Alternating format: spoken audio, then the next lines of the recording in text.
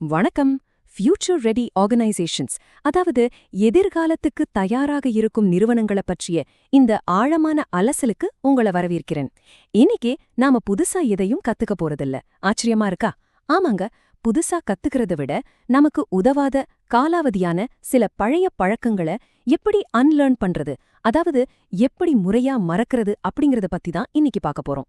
வேகமா மாறிட்டு வர இந்த பிசினஸ் உலகத்துல ஒரு நிறுவனத்தோட மிகப்பெரிய சவால் இன்னும் நிறைய கத்துக்கிறதுல இல்ல, தங்களுக்கு எந்த வகையிலும் உதவாத பழைய சிந்தனைகளை எப்படி விட்டுவிடுறது அப்படிங்கறதுல தான் இருக்கு. சரி, இப்போ விஷயத்துக்கு வருவோம். நாம முன்னேறணும்னா எதை மறக்க வேண்டும்? நீங்க யோசிச்சு பார்க்கலாம், பரிணாம வளர்ச்சி அப்படிங்கிறது புதுசு புதுசா கண்டுபிடிக்கிறது மட்டும்தானேன்னு. ஆனா அது மட்டும் இல்லங்க. நம்மள பின்னோக்கி இழுக்கிற தேவையற்ற சுமைகளை, அந்த பழைய வேலைமுறைகளை நிரந்தரமா தூக்கி போடுறது தான் உண்மையான வளர்ச்சி. நாம வேகமா சரியா வளரணும்னா நமக்கு பழகிப்போன சில விஷயங்களை கண்டிப்பா நம்ம மறந்தே ஆகணும். இன்னைக்கு நாம பார்க்க போற விஷயங்கள் இதுதான். முதலாவது, அன்லேர்னிங்கின் அவசியம். ரெண்டாவது, எதை மறக்கணும்னு இலக்கு நிர்ணயிக்கிறது. மூணாவது, சிஸ்டம்ஸ மாத்தி அமைக்கிறது. நாலாவது, இதற்கான உத்திகள் மற்றும் தடைகள். கடைசியா, ஃபியூச்சர் ரெடி ஆர்கனைசேஷனை உருவாக்குவது. வாங்க உள்ள போகலாம். பகுதி 1, மறப்பதன் அவசியம். இதோட அடிப்படைகளை முதல்ல பாத்திரலாம். இந்த பழையதை மறக்கிறது, அதாவது அன்லேர்னிங் அப்படிங்கிறது ஏதோ தற்செயலா நடக்கிற விஷயம் இல்லைங்க. இது ஒரு ஸ்ட்ரக்சர்டான ப்ராசஸ். நம்ம நிறுவனத்தோட வளர்ச்சிக்கு கொஞ்சமும் உதவாத நம்பிக்கைகள், பிஹேவியர்ஸ், சிஸ்டம்ஸ், இது எல்லாத்தையும் சரியா ஐடென்டிஃபை பண்ணி அதை முறையா டாக்குமெண்ட் பண்றது தான் இதோட மெயின் நோக்கமே. இதை ரொம்ப அழகா கழிப்பதன் மூலம் கூட்டுதல் அப்படின்னு சொல்லலாம். ஒரு தோட்டத்துல இருக்கிற தேவையில்லாத களைகளை எல்லாம் புடுங்கி போட்டாதானே புது செடிகள் நல்லா வளர முடியும். அது மாதிரிதான் இதுவும். எந்த ஒரு அன்லேர்னிங் பயணமும் ஒரு குறிப்பிட்ட சூழல்ல இருந்து தான் தொடங்குது. இப்போ நாம மாத்த வேண்டிய பகுதிகள் என்ன, அதை ஏன் மாத்தணும்னு தெளிவா வரையறுக்கணும்.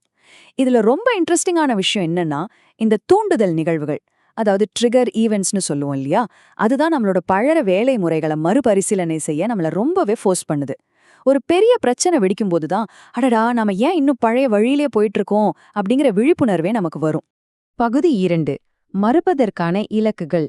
குறிப்பா எந்தெந்த பகுதிகளை நம்ம மாத்தணும்னு இப்போ பார்க்கலாம். நம்மளோட பழைய சிந்தனைகள் ஒரு காலத்துல ரொம்பவே சரியா இருந்திருக்கலாம். ஆனா இன்னைக்கு நிலைமையில அது பிசினஸ்க்கு எவ்ளோ பெரிய பாதிப்புகளை ஏற்படுத்துது அப்படிங்கறத நம்ம கண்டிப்பா பிரிச்சு பார்க்கணும். பழைய மைண்ட் செட் எப்படி உருவாச்சு, அது ஏன் இப்போ ஒர்க் அவுட் ஆகாது அப்படிங்கறத கம்பேர் பண்ணி பார்க்கறது ரொம்ப முக்கியம்.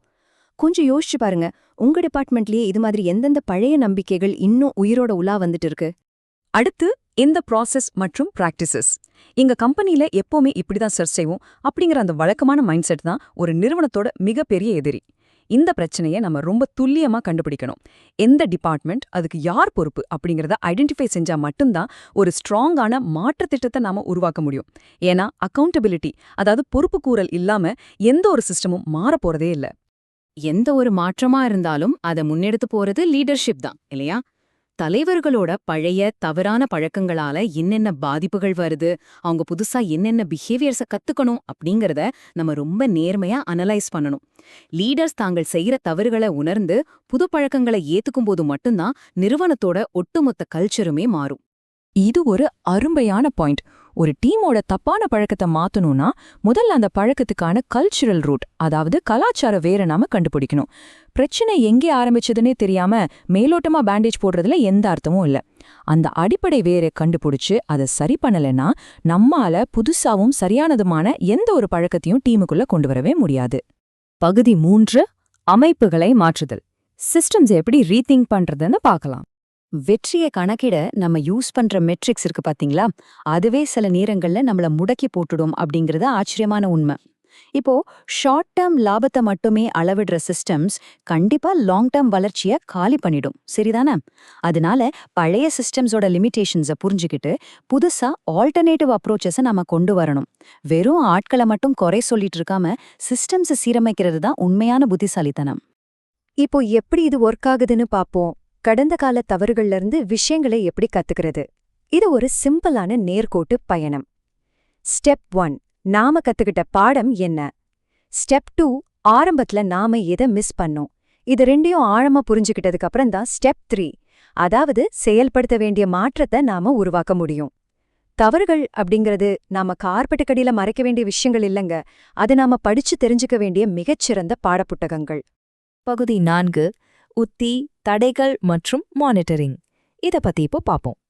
ஒரு சிறப்பான ஸ்ட்ராட்டஜி அப்படிங்கிறது லீடர்ஷிப், ஆபரேஷன்ஸ், கல்ச்சர் அப்புறம் கஸ்டமர் என்கேஜ்மெண்ட், இந்த 4 முக்கிய பகுதிகளை கவர் பண்றதா இருக்கணும். இந்த ஒவ்வொரு ஏரியாவுக்கும் முக்கியமான ஆக்ஷன் பிளான் என்ன, அதுக்கு யாரு பொறுப்பு, அதை எப்போ முடிக்கணுங்கிற டைம்லைன், இது எல்லாம் பக்காவா இருக்கணும். அக்கவுண்டபிலிட்டியும் ஸ்ட்ரிக்டான காலக்கெடவோ இல்லனா எந்த ஒரு ஸ்ட்ராட்டஜியுமே ஜெயிக்காதுங்க. எந்த ஒரு பெரிய மாற்றமும் ஈஸியா வந்துராது.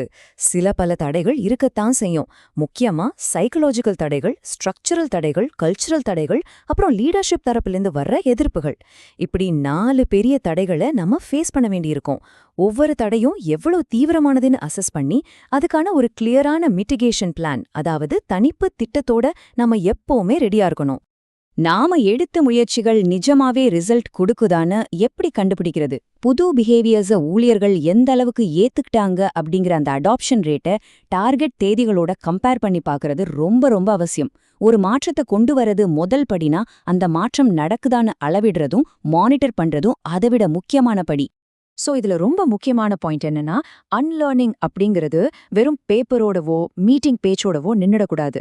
ப்ராசஸ் அப்டேட்ஸ் நடந்திருக்கா, லீடர்ஷிப் டிரான்ஸ்ஃபர்மேஷன் செஷன்ஸ் நடந்திருக்கா, இப்படின்னு அதோட செயல்பாடுகளை வச்சு தொடர்ந்து கண்காணிக்கப்படணும். அப்போதான் அந்த மாற்றம் அப்படிங்கிறது நிறுவனத்தோட டிஎன்ஏவிலேயே முழுசா கலக்கும். கடைசியா பகுதி 5, தி ஃபியூச்சர் ரெடி ஆர்கனைசேஷன், எதிர்கால அமைப்பு. உங்க டீம் கிட்ட இந்த 3 முக்கியமான கேள்விகளை நீங்க கண்டிப்பா கேட்கணும்னு நான் சொல்லுவேன். 1, எந்த பழைய பழக்கங்கள் நம்ம வளர்ச்சியை ஸ்லோ ஆக்குது? 2, எந்தெந்த விஷயங்களை நாம நிரந்தரமா தூக்கி போடணும்? 3, நம்மளோட எதிர்கால வெற்றிக்கு உதவ போற அந்த புதிய சிந்தனை முறைகள் என்ன? பழைய குப்பைகளை விட்டொழிச்சா மட்டும்தான் அங்கே புது ஐடியாக்கள் பிறக்கும் அப்படிங்கறதை எப்பவுமே ஞாபகம் வச்சுக்கோங்க. இப்போ ரொம்பவுமே ஆழமான ஒரு கேள்வியோட இந்த அலசலை நாம நிறைவு செய்யலாம். இன்னும் ஸ்ட்ராங்கான, எந்த சூழ்நிலைக்கும் அடாப்ட் ஆகக்கூடிய, எதிர்காலத்துக்கு தயாரான ஒரு நிறுவனமா நம்ம மாறணும்னா எதை நாம முதல்ல மறக்க வேண்டும்? இந்த கேள்வி உங்களோட பிசினஸ் சிஸ்டம்ஸை உடனே ஒரு ஆடிட் பண்ணி பார்க்க உங்களுக்கு ஒரு உந்துதலை கொடுத்துருக்கோன்னு நான் நம்புறேன். தேவையில்லாத மறப்போம், பிரகாசமான எதிர்காலத்துக்கு தயாராகும். நன்றி.